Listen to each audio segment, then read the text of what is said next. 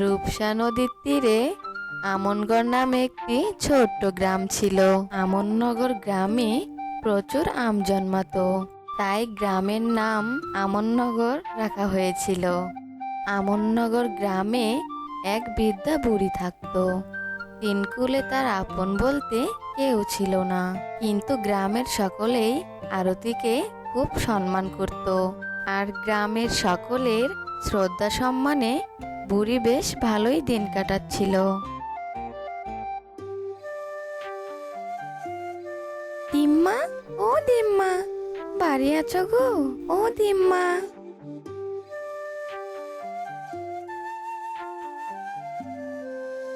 আরে ফুলি যে, এভাবে ডাকাডাকি করছিস কেন?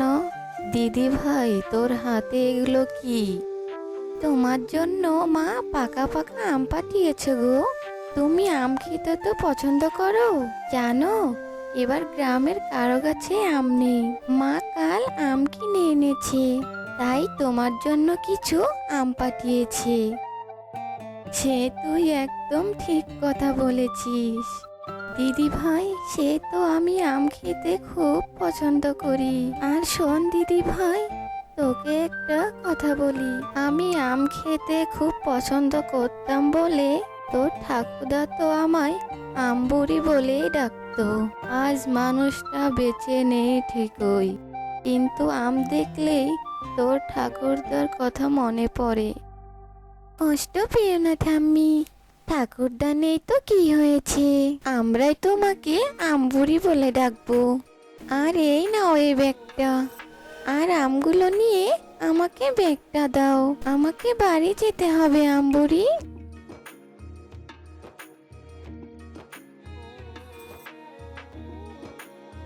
পাজি মেয়ে, তুইও আমাকে আমবুড়ি বলে ডাকছিস, বারবার করে আমবুড়ি বলে ডাকছিস, আর তোর ঠাকুরদার কথা মনে পড়ছে। যাকগে, তুই বাড়ি যা এখন। এরপর ফুলি বাড়িতে ফিরে যায়।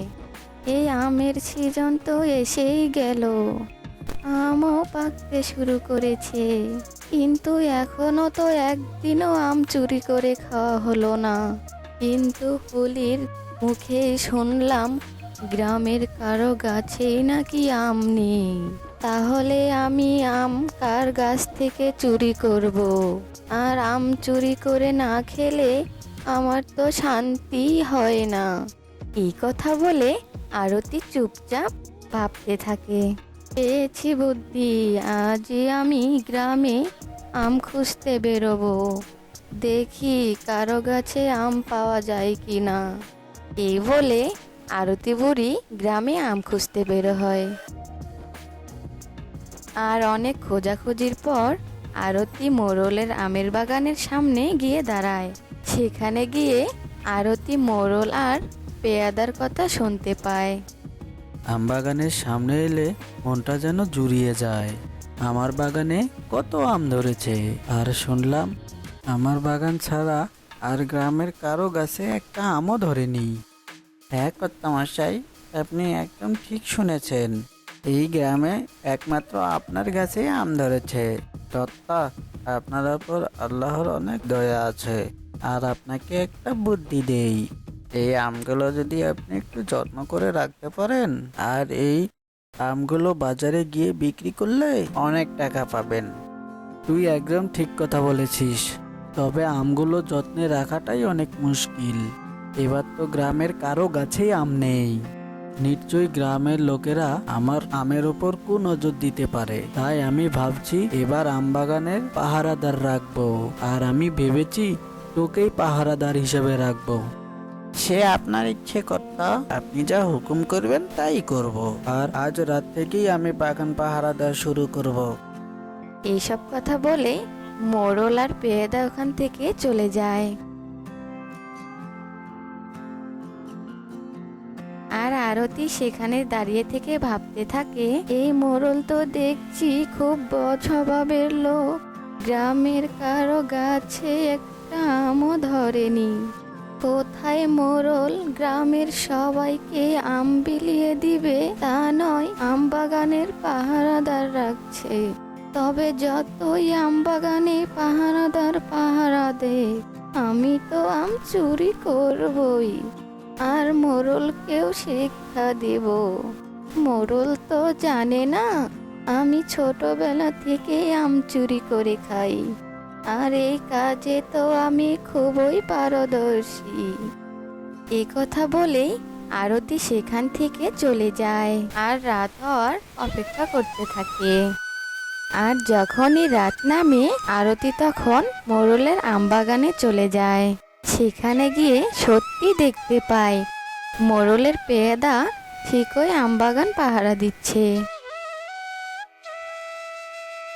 ওহো, সত্যি মোড়লের চামচা আমবাগান পাহারা দিচ্ছে। কিন্তু এইরকম পাহারাদারকে বোকা বানানোর আমার বাঁ হাতের খেল। এই কথা বলে আরতি একটি পাথর নিয়ে দূরে ঢিল মারে, আর ঢিলের শব্দ শুনে পাহারাদার সেদিকে যায়। আর সেই সুযোগে আরতি আমবাগানে ঢুকে ঝুড়ি ভর্তি করে আম চুরি করে নিয়ে যায়। এভাবেই পাহারাদারকে বোকা বানিয়ে আরতি রোজ রোজ আম চুরি করে নিয়ে যেত। আর আমবাগানের আম কমতে থাকে। এ দেখে মোড়ল ঘাবড়ে যায়।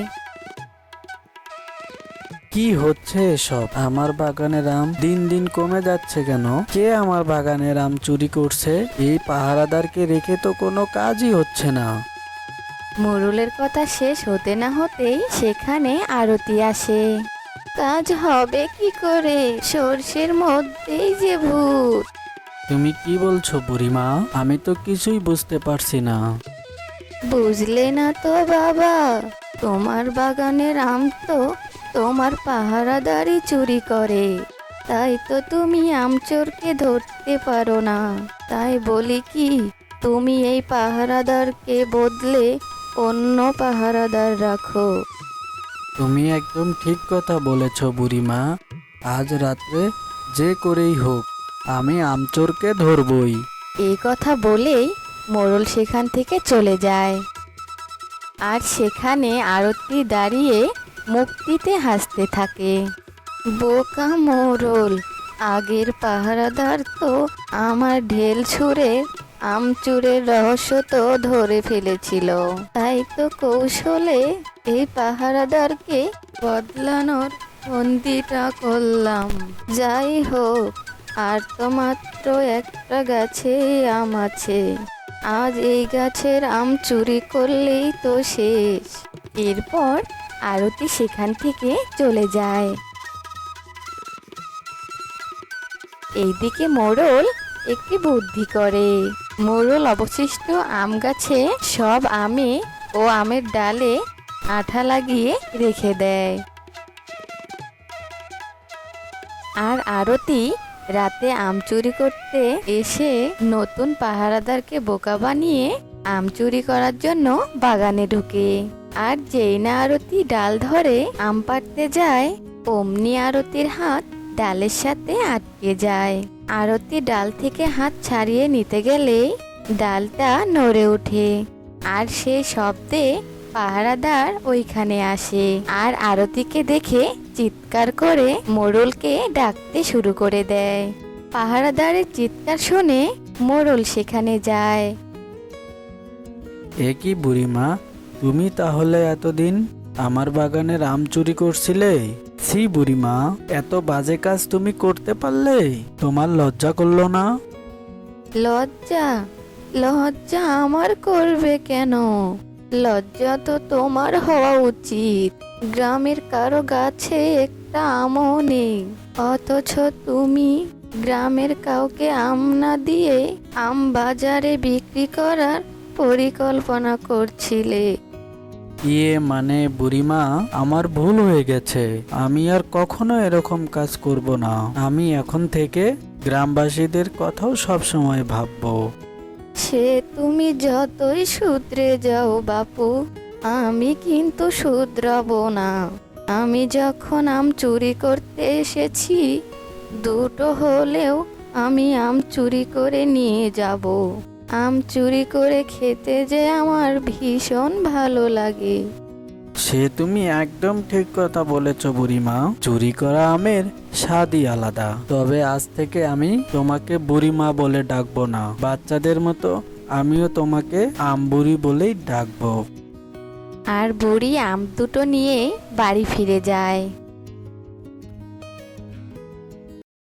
তো বন্ধুরা, আজকের গল্প তোমাদের কেমন লেগেছে তা কমেন্ট করে জানাও।